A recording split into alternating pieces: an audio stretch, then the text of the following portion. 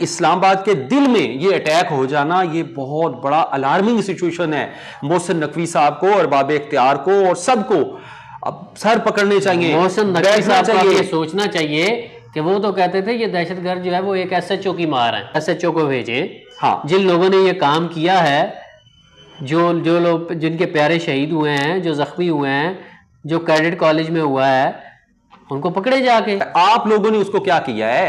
इरफान सदीकी साहब अल्लाह को प्यारे हुए हैं, वो विसाल कर गए। आज तो आप जश्न मना रहे हैं, जश्न मना रहे हैं। आज तो आप अवान सदर में क्या हुआ है? शाया का मतलब निकाल लोगों को मना दे रहे हैं। क्या होता है? खुशी का राम में कभी किसी को शाया देते हुए आपने सुना? बिस्मिल्लाहिर्रहमानिर्रहीम। अस्सलाम वालेकुम नाजरीन, आपको अपने डिजिटल चैनल पे खुशामदीद कहते हैं।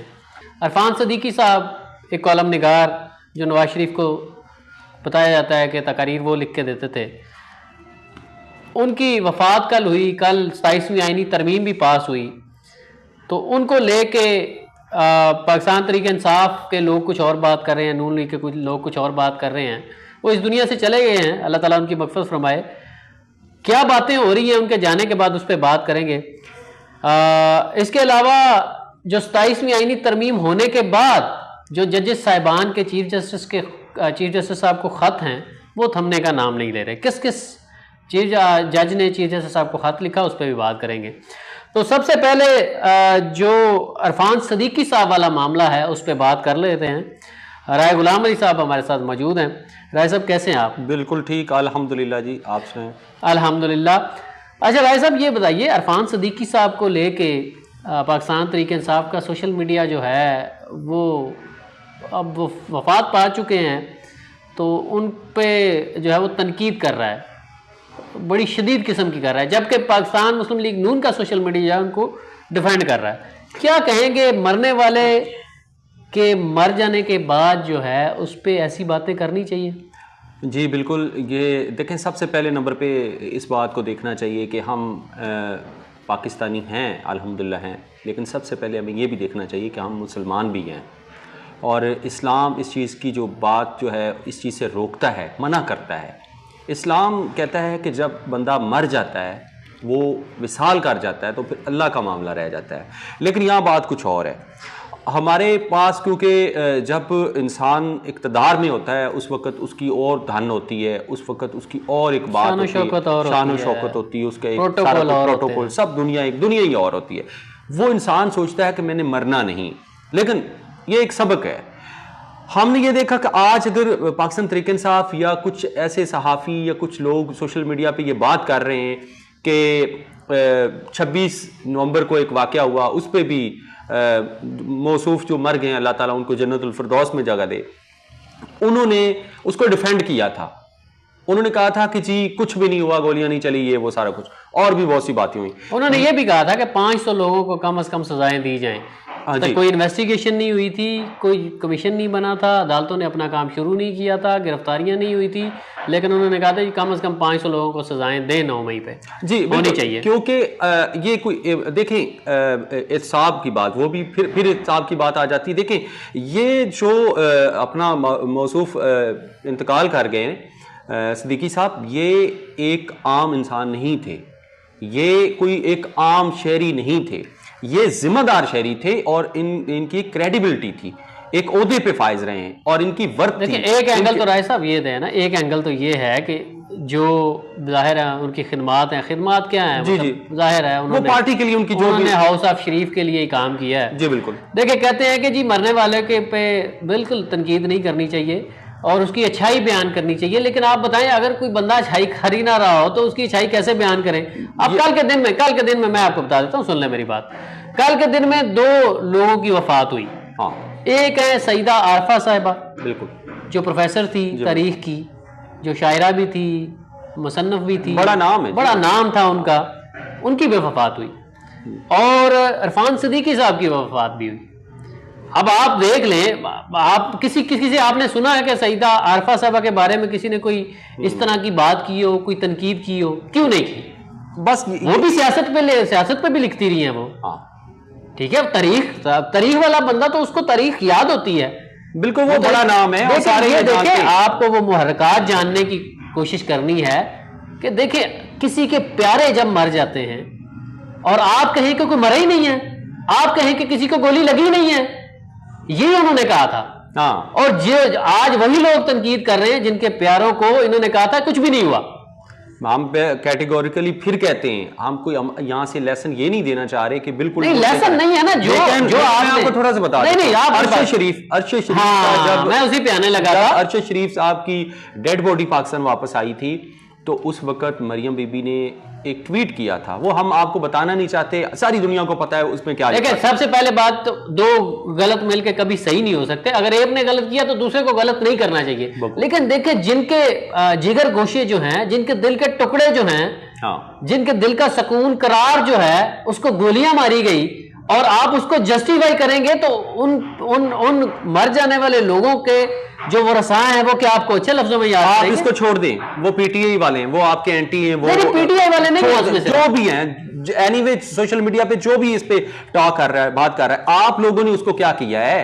इरफान सदीकी साहब अल्लाह को प्यारे हुए हैं, वो विसाल कर गए, आज तो आप जश्न मना रहे हैं, आज तो आप अवान सदर में क्या हुआ है, इशाया का मतलब निकाल लोगों को मना दे रहे हैं। क्या होता है? खुशी का राम में कभी किसी को इशाया देते हुए आपने सुना? हाँ, खुशी में इशाया दिया जाता है ना, जोराना दिया जाता है। वो 27वीं आईनी तरमीम के जो आप लड्डू खा रहे हैं और वो लड्डू आपने जो उगलने हैं बाद में, वो तो बात की बात। मुझे तो ये भी पता चला है कि कल जो है वो मुबैना तौर पे ये खबर छुपाई गई। जब सेशन चल रहा था हाँ। तो बाज़ खबरें ये आ रही थी कि उनका इंतकाल हो चुका है। आपको पता है, कभी इंतकाल की खबरें आ रही थी, कभी तरदीद हो रही थी, कभी कुछ हो रहा था, कभी कुछ हो रहा था। और इसमें बड़ी टॉक हो रही थी, इसमें कई लोग जो फतवा दे के बैठे थे कि यार वो बंदा गलत है, वो गलत है। एक सहाफी ने खबर दी और वो खबर तकरीबन 1 बजे के करीब, 2 बजे के करीब खबर आ गई और पाकिस्तान के एक क्रेडिबल सहाफी, इस्लामाबाद के सहाफी ने कहा कि तुम झूठे हो, तुम ऐसे हो वैसे हो, वो तो जिंदा है अभी। उसको बल्कि उसको फीड किया गया था ना कि आप ये ट्वीट करो कि वो अभी जिंदा है, क्योंकि तरमीम अभी बाकी थी। जब तरमीम होनी थी तो फिर इरफान सदीकी साहब ने फौत होना था। तमाम लोगों ने उस पर इज़हार तज़ियत भी किया, इस पे इरफान सदीकी साहब पे, लेकिन जो सदीक जान साहब हैं उन्होंने देखे तनकीद तो उन्होंने की, लेकिन उन्होंने ये ज़रूर कहा, देखिए उनका मौक़िफ़ आप इख्तलाफ कर सकते हैं उनकी बात से, उन्होंने ये कहा कि जो मासूम लोगों के गोलियां मारने की तरदीद करता है, जो 26 नवंबर पे कहता है कोई नहीं मरा और 26 नवंबर को कुछ नहीं हुआ, ऐसे लोगों के साथ सॉरी कोई हमदर्दी नहीं। उन्होंने सॉरी किया, उन्होंने कहा कोई हमदर्दी नहीं किसी किस्म की। यार देखें, एक पाकिस्तान के साबका डिक्टेटर कह लें, एक साबका सदर कह लें, मार्शल एडमिनिस्ट्रेटर कह लें, मुशर्रफ साहब, उनका एक इक़्तिदार गुजरा है, बड़ा वक्त गुजरा, उसमें बहुत से पाकिस्तान में ऐसे लोग हैं जो उनको अपना लीडर मानते हैं।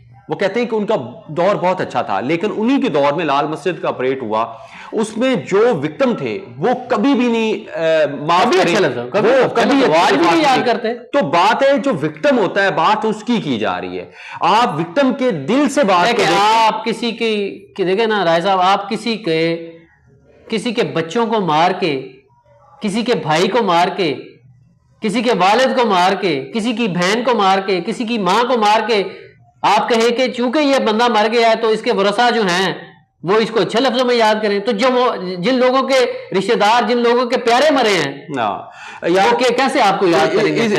इसको हम समराइज करते हैं। ओवरऑल इसका लेसन यही है कि आप अपनी जिंदगी में जब आपके पास वाक़े होते हैं उस वक्त आप किसी के मोरे ना बने। अगर आप किसी के कहने पे या जब आपको जुबान कोई और मिल जाती है, किसी की जुबान आप जो है बेसिकली वो एक उनका काम था कलम, वो एक सहाफी थे। आज अगर वो एक सहाफी की मौत मरते तो अल्लाह माफ करे, मैं हाथ जोड़ के अल्लाह से माफी मांगता हूं, तो हम सहाफी भी सब सहाफी उनके साथ खड़े होते हैं। अब मरने वाले को कहने के बाद में एनीवे वो पाकिस्तान मुस्लिम लीग नवाज के एक अहम जिम्मेदार बंदे थे, आप सबको पता है वो उनका क्या किरदार था।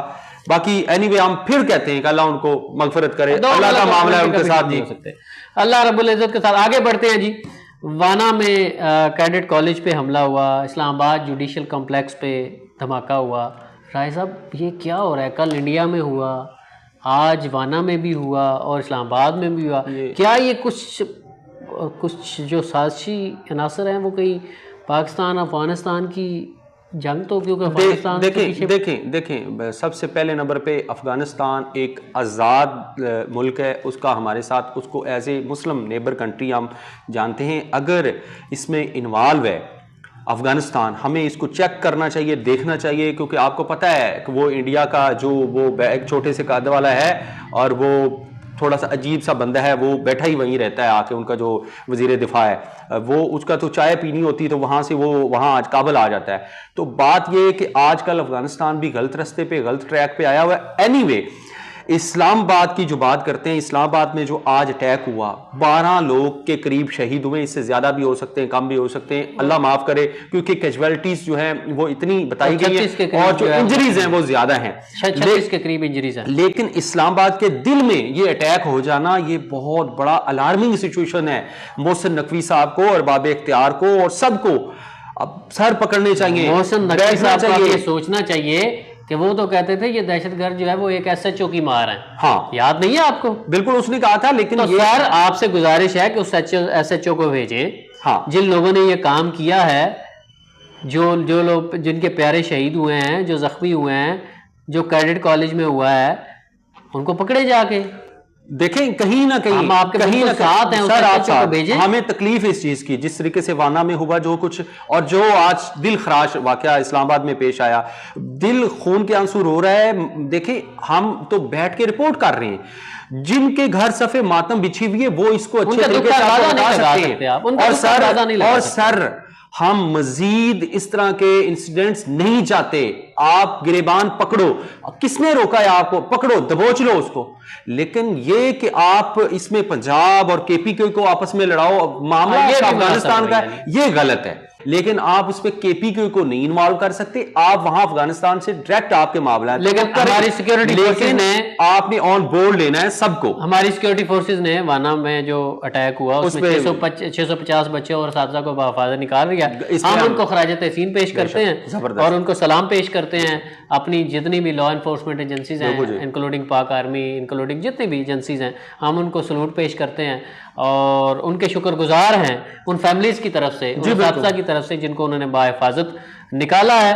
बहरहाल रियासत को कोई इंतहाई कदम इस पे लेना पड़ेगा और तमाम स्टेक होल्डर को साथ बिठा के उनसे बात करनी पड़ेगी कि ऐसे नहीं ऐसे है। लेकिन कोई भी फरीक जो है वो जबरदस्ती किसी के घर में घुस के जो है वो ऑपरेशन नहीं कर सकता जब तक आप घर वालों को एतमाद में नहीं लेंगे। आपने KP में ये कहीं भी ऑपरेशन करना है तो स्टेक होल्डर जो है उनको एतमाद में लें, उन्हें बिठाएं। जैसे अब कल जिरगा है, KP में जिरगा है, बहुत है, वो जैम जिरगा होने जा रहा है, शायद ये उस जिरगे को भी नुकसान पहुंचाने की नहीं। आप इसमें जेस्चर दें ना, मोहसिन नकवी साहब को बिलाए पूछे पहुंचाना चाहिए, पहुंच जाना चाहिए, बैठे वहां और बीच में बैठ के बात करें जिरगे में और अपनी राय दें और उनसे राय लें।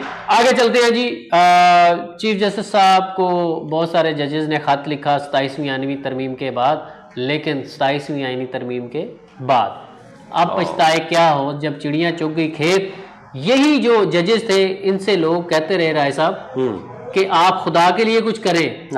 आप बैठे हैं मसनद पे, आप बैठे हैं इंसाफ की कुर्सी पे बैठे हैं, आप कुछ कर सकते हैं, हम नहीं कुछ कर सकते। हमने बड़ी दुआइयां दी और आज ये खत लिख रहे हैं। किस किस जज ने खत लिखा और क्या क्या लिखा, ये राय साहब ही आपको। ये जी आज जो अभी खत लिखा है थोड़ी देर पहले जस्टिस जवाद ख्वाजा साहब का, पाकिस्तान के जो चीफ जस्टिस, उन्होंने खत लिखा। इससे पहले भी बहुत से जस्टिस जो इस्लामाबाद हाई कोर्ट के साहब का चीफ जस्टिस थे अथर मिनुल्लाह साहब, उन्होंने भी खत लिखा। इससे पहले और भी 5-6 और भी जजेस हैं जिन्होंने खत लिखा। बात ये कि वो एक ज़मीर होता है ना, जो एक जगह है, उसको ठोकर लगाने की कोशिश कर रहे हैं, लेकिन वो ऐसा बदबख्त है कि वो जागने का नाम ही नहीं लेता। ऐसी गहरी नींद सोया हुआ है। और अब लिखना, खत लिखने का फायदा क्या है? अब क्या फायदा खत लिखने का? अब भी ये देखे ना, मेरी बात तो मिट्टी लाना नहीं। एनीवे, ये दुनिया पूरी को पता चल गया है कि पाकिस्तान में 27वीं आईनी तरमीम आ चुकी है, सेनेट ने पास कर ली है। 28वीं भी आनी है और साहब कह रहे हैं 28वीं के लिए भी तैयारी पकड़े। वो फैसल वाडा साहब ने भी कहा। हाँ। तो इसका मतलब है कि कहीं ना कहीं गलती तो आप कर बैठे हैं और ऐसी गलती कर बैठे हैं जिसकी सजाएं आइंदा वक्तों में आपकी आइंदा नस्लों ने देनी है। तो आप अपना देखें, आप जब इख्तिदार में होते हैं, और सबसे बड़ी बात है पाकिस्तान में, अगर मैं जिसकी इज्जत सबसे ज्यादा करता था वो पाकिस्तान में अदलिया थी। आप अदालत में जिस इतराम के साथ जाते हैं, आज भी हम एक अदालत में मौजूद थे, तो ऑनरेबल करके और बड़े इतराम के साथ जज साहब को पुकारा जाता है, क्योंकि वो हमारे आइन का मुहाफिज होता है। उसने आइन बताना होता है, हमें एलेबोरेट करना होता है, नहीं लिखने होते, इंप्लीमेंट करना होता है। और ये कहां कैसी मजबूरी यार, इन खत से पहले जो 5 खत लिखे गए थे उस वक्त ही काश आपको उस वक्त ही काश आप जाग जाते, आपके ज़मीर पे वो ठोकर थी, आपको महसूस ही नहीं हुई। लेकिन अब वो इसको बना लें, दस्तूर मार्की बना लें या सुप्रीम मार्की बना लें या सुप्रीम मैरिज हॉल बना लें, और बड़ा अच्छा कारोबार है यार। मेरे गांव का बंदा है यार, उसने एक मार्की बनाई है और बड़ा अच्छा कारोबार है यार। मेरे ख्याल में तो ये मार्की मुर्की बना लें या मैरिज हॉल बना लें, इदारों में सुप्रीम कोर्ट में मार्कियां बना लें, क्योंकि ज़ाहिर है इंसाफ तो वहाँ पे रह नहीं गया। बहरहाल अब ख़त लिखने का फ़ायदा कोई नहीं है, जो होना था वो हो गया। उनकी मग़फ़िरत फरमाए। इस दुआ के साथ कि अल्लाह ताला पाकिस्तान का ना अमीन असर हो। मुझे और राय गुलाम अली साहब को अब तक के लिए इजाज़त। अल्लाह निगहबान।